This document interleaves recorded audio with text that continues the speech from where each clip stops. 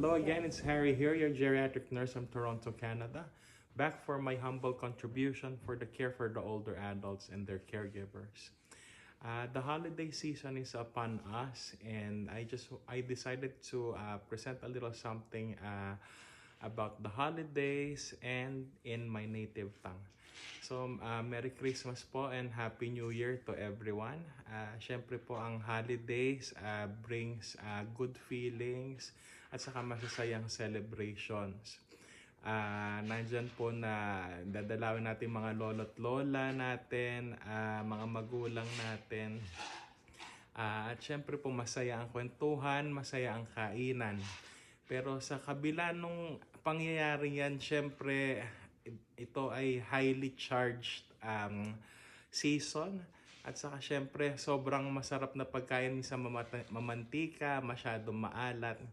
Kaya medyo ingat lang din po pag kumakain ng mga ganon. At saka kung highly charged yung emotion, kung hindi makakatulong yung sasabihin,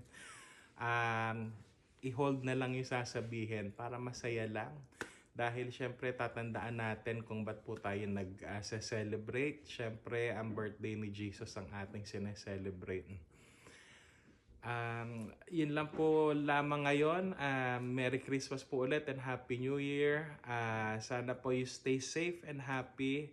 Kung hindi nyo pa natatawagan yung lolo't lola nyo, mga magulang nyo, kung maiisip nyo minsan yung mga anak natin, mga pamangkin natin, they will always stay young sa paningin natin. Yung mga magulang naman natin, they will always stay strong sa paningin natin. Pero kahit ang mga taong strong sa tingin natin, kailangan din ng pag-check up, pagtingin.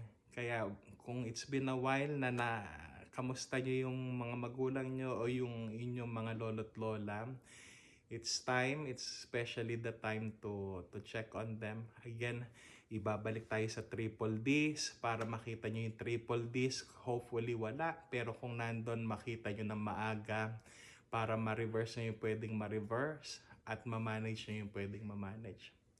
Sorry na humaba ulit, pero Merry Christmas and Happy New Year. Take care.